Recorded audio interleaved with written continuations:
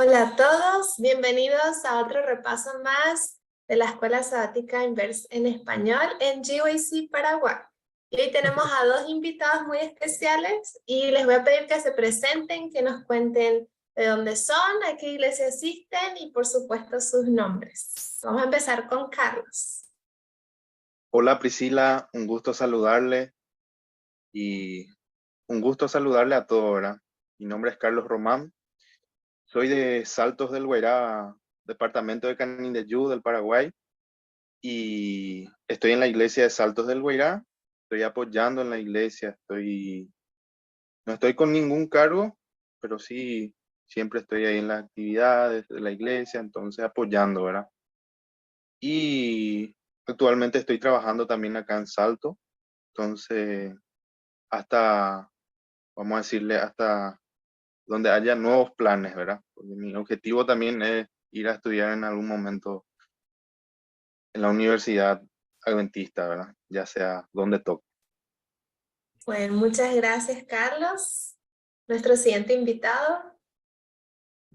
Hola, hola gente, ¿cómo están? Saludos Priscila y también a Carlos, gusto saludarte y también por supuesto los que nos ven o los que nos van a ver. Por mi acento obviamente no soy de Paraguay y vivo en Chile, tampoco soy chileno, soy venezolano y acá bueno, acá asisto a la iglesia central de Santiago, acá sí tengo cargo, estoy como sirvo como anciano de iglesia, también como director de ministerios personales y también estoy con como consejero de Chitín. Y bueno, llego ahí sí Chile y apoyo un poco también el espacio joven. Y bueno, aquí estamos por la gracia del Señor. Agradecido por la invitación. Muchas gracias Amén. también, Moisés, por participar y sí, ya notamos también la velocidad del acento chileno. Ah, disculpa, ¿te Así parece? que, Lento. Gracias por la no, está acotación. bien. Sí, sí, cada uno tenemos nuestros toques, ¿no? En nuestro acento y realmente es muy lindo poder compartir este estudio con diferentes personas que somos de diferentes culturas también. Yo también soy bueno, yo soy de Paraguay, pero también tengo familia de otros lugares y también la gente que nos escucha, me imagino que son de diferentes lugares, así que una vez más, bienvenidos a ustedes, a todos los que nos escuchan y vamos a comenzar orando, así que le voy a pedir a Moisés que nos dirija en la primera oración. Ah, con todo gusto. Entonces, estemos reverentes donde estemos.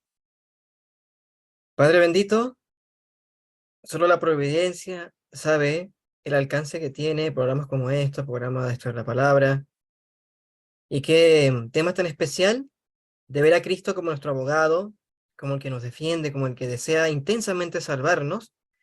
Y por lo tanto, Señor, que Cristo Jesús sea exaltado en este programa y que toda persona que escucha o que lo vea ahora o diferido pueda ver al gran maestro y pueda seguirle, confiar en él y no tener ningún miedo al juicio, sino agradecer al Señor porque Él es quien nos representa en el gran día del juicio final. En nombre de Jesús, amén. Amén. Amén. Bueno, el título de esta lección es La buena noticia del juicio. Y es la palabra juicio ya trae un poquito de temor, ¿no? Porque ¿para quién en realidad es una buena noticia el juicio? ¿Para el que sabe que va a tener un mal veredicto o para quien tiene un buen abogado y sabe que va a triunfar y ser librado, digamos, de la condena? Yo creo que es ahora el momento y vamos a ocupar estos minutos para poder hablar sobre de qué juicio describe, ¿no? Juan. Tenemos también el texto base que está en Daniel y le voy a pedir a Carlos para que él nos pueda leer Daniel 7, 9 y 10. Dice, mientras yo miraba, fueron puestos tronos y un anciano de muchos días se sentó. Su vestido era blanco como la nieve, el cabello de su cabeza como la lana limpia. Su trono llama de fuegos y sus ruedas fuego ardiente. Un río de fuego salía delante de él. Miles de millares le servían y millones de millones asistían ante él. El tribunal se sentó en juicio y los libros fueron abiertos. Amén, amén. Amén. Bueno, vemos que acá vemos varias palabras, símbolos, pero vemos que acá se habla de un juicio. Y sabemos que este trimestre estamos estudiando sobre los 3 mensajes angelicales basados en Apocalipsis 14. Y el primer mensaje habla de un juicio en Apocalipsis 14, versículo 6. Y solamente para poner en contexto lo voy a leer. Vi volar que por en medio del cielo a otro ángel que tenía el evangelio eterno para predicarlo a los moradores de la tierra, toda nación, tribu, lengua y pueblo, diciendo a gran voz: temed a Dios y darle ahora gloria, porque la hora de su juicio ha llegado, y adorad a aquel que hizo el cielo, la tierra, el mar y las fuentes de las aguas. Y Daniel 7, así como otros capítulos en la Biblia, tocan este tema del juicio. Y vemos que aquí el primer mensaje habla de un juicio y también habla de un evangelio. Entonces, ¿qué relación tiene el tema del juicio y el tema del evangelio eterno? Buena pregunta, Priscila. Sí, efectivamente, como acabas de leer, versículo 6 habla de un evangelio que va a pregonar estos mensajeros, y en versículo 7, el primer mensaje: temed a Dios y dadle gloria, porque la hora de su juicio llegaba. Hay un vínculo, al menos en este bloque temático. Ahora, pero tampoco es la primera vez que la Biblia hace un vínculo entre el evangelio y el juicio.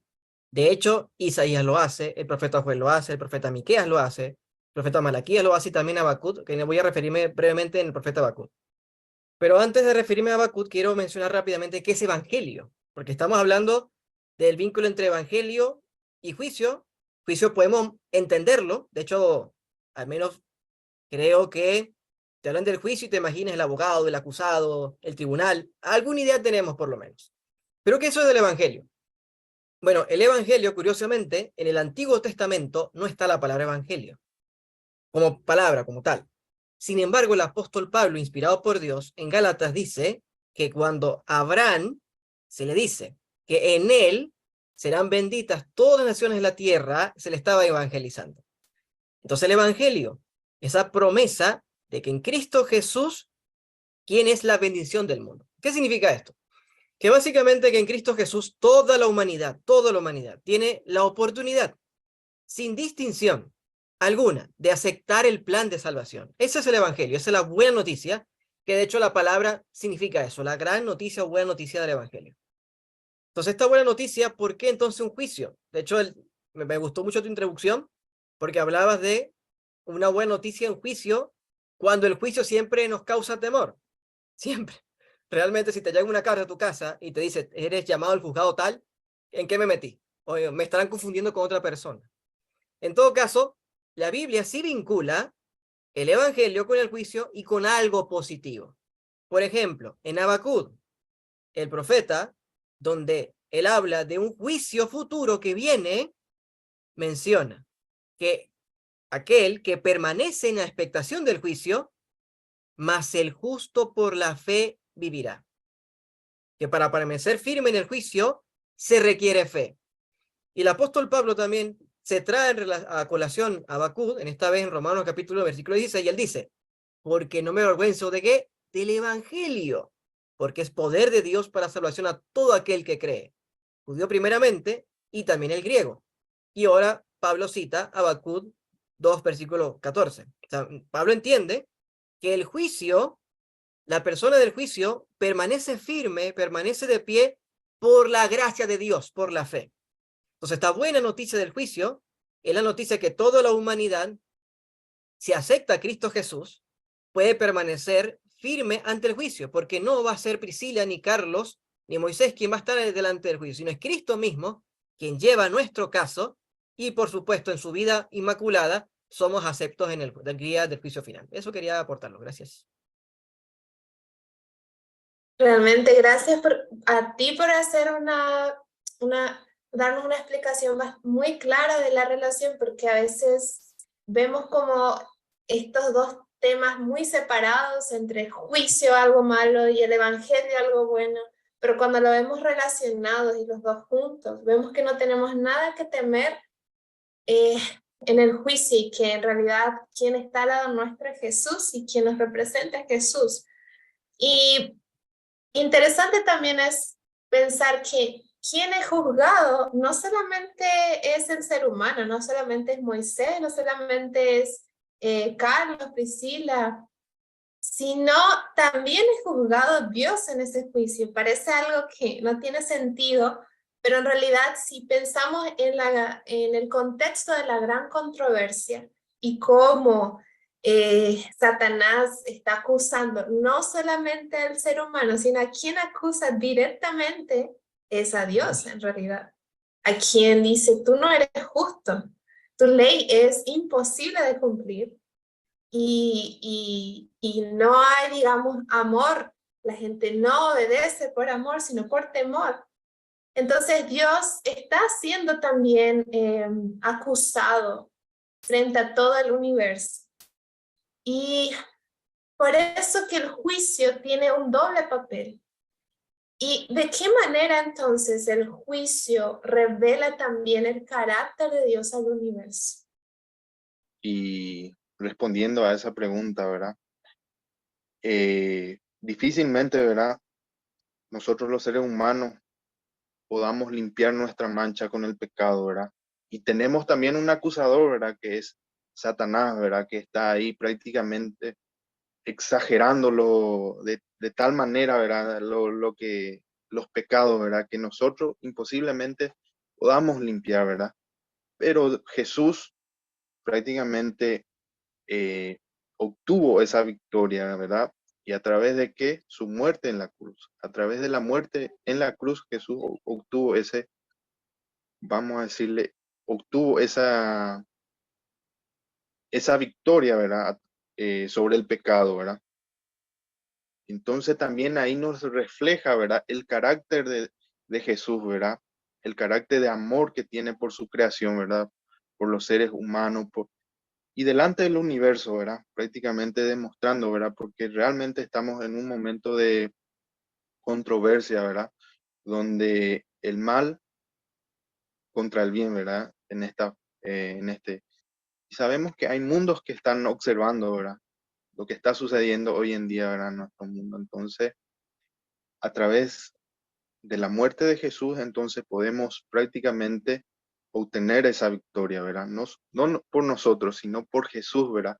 Que obtuvo por nosotros esa victoria, ¿verdad? Y a través de eso poder limpiar, ¿verdad?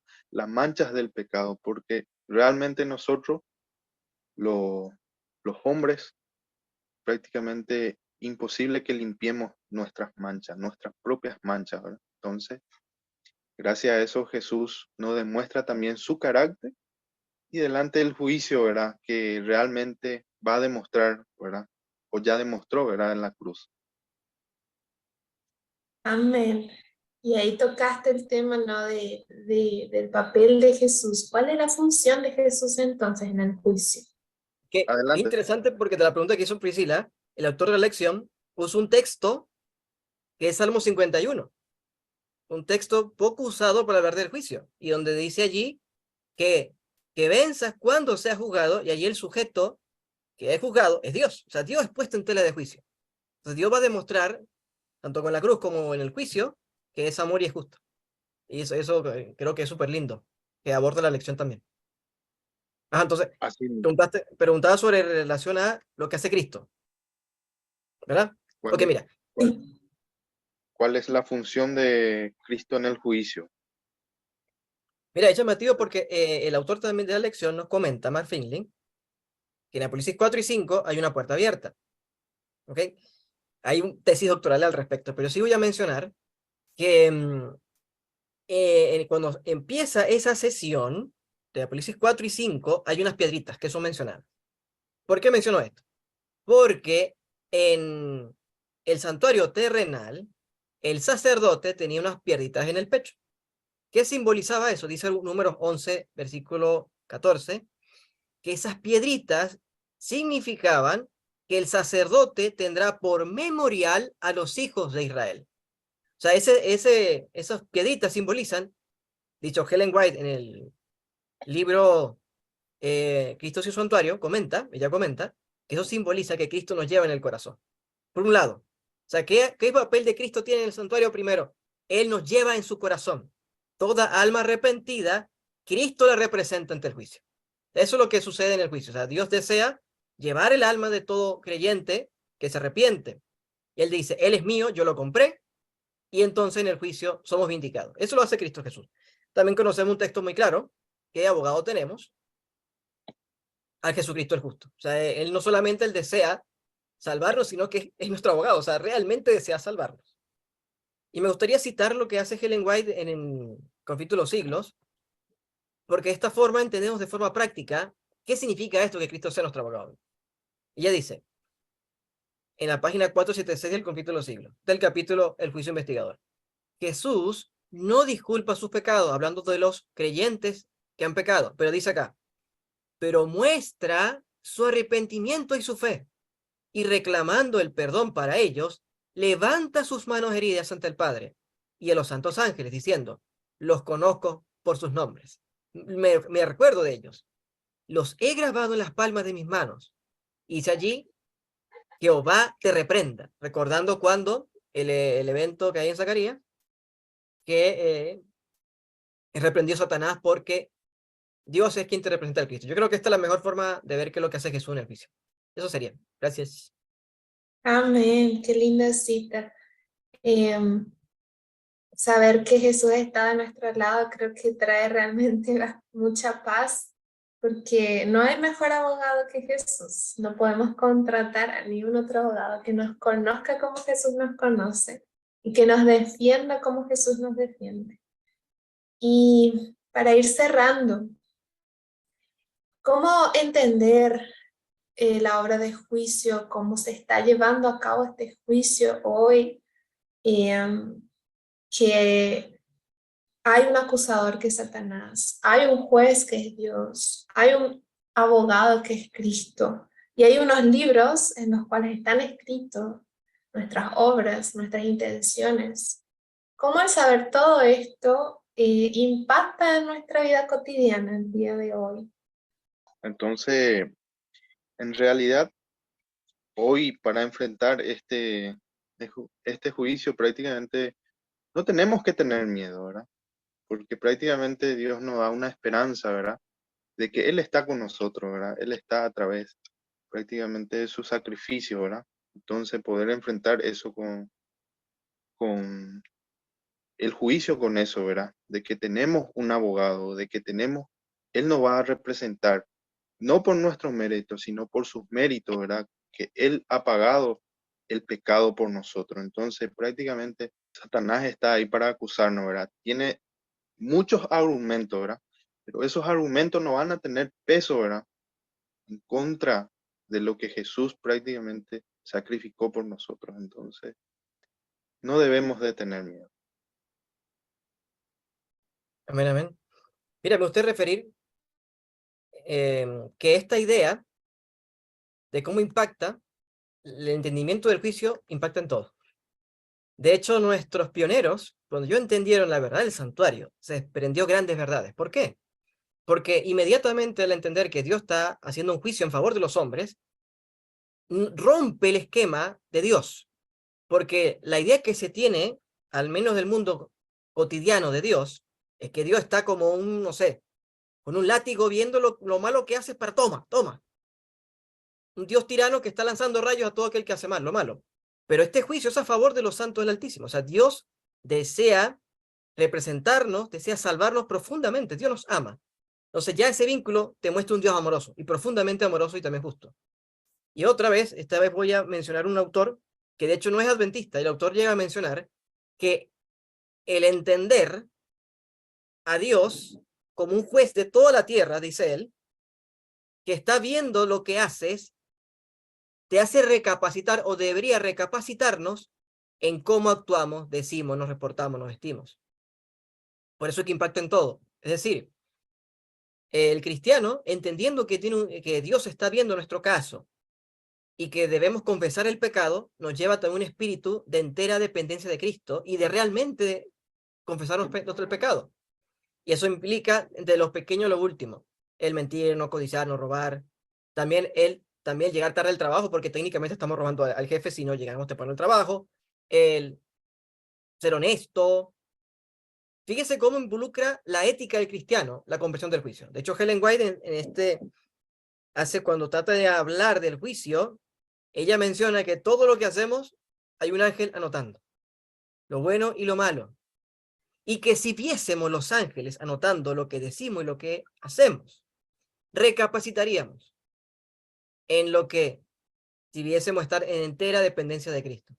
Y me gustaría finalizar citando Eclesiastés 12, 13 al 14, el fin de todo discurso es este: teme a Dios y guarda su mandamiento, porque es todo del hombre. Y dice ahora el 14, porque Dios traerá todo grado de juicio, juntamente toda cosa encubierta, sea buena o sea mala. Yo creo que esta entendiendo, convertir el juicio nos manda un cristianismo de ver a Dios de una forma más amorosa, pero también un mayor compromiso al evangelio, porque ojo, el juicio es borrar los pecados. Entonces, cuando yo entiendo que Dios está haciendo una obra de juicio en el cielo, es que Dios está borrando el pecado en mi vida. Eso es lo que Dios quiere hacer. Y entonces, eso nos lleva a una comprensión infinita, sublime, de lo que es ser adventista en este tiempo tan sublime que vivimos. Eso diría. Gracias. Amén, amén. Y es vivir constantemente pensando que estamos ante la presencia de un Dios y un Dios santo. Y que todo lo que decíamos hoy tiene un peso y es un paso que nos lleva a otro paso. Entonces pensar que no va a estar en nosotros la fuerza para cambiar, la fuerza para dejar los pecados, sino en el amor que nazca en nuestro corazón al pasar tiempo con Jesús y decir: Señor, yo quiero abandonar este pecado, quiero que me perdones y no quiero cometerlo de nuevo, no quiero que se registre eso de nuevo en los libros, sino que quiero ser purificado. Creo que eso sea nuestra oración, ¿no? Ser purificados por el Señor, borrados nuestros pecados de los libros y nuestros nombres sigan el libro de la vida. Y que el resto, el Señor siempre proveerá. Su gracia es suficiente para poder defendernos y para tener victoria. Así que vamos a terminar con una oración. Voy a pedirle a Carlos si nos puede dirigir en oración. Oremos. Padre Celestial que estás en los cielos, Señor, te damos gracias, Señor, por este momento, Señor, por esta reunión, Señor, que sea, Señor, de buen provecho, Señor, que sea, Señor, para honra y gloria tuya, Señor, para tu pronto regreso, Señor.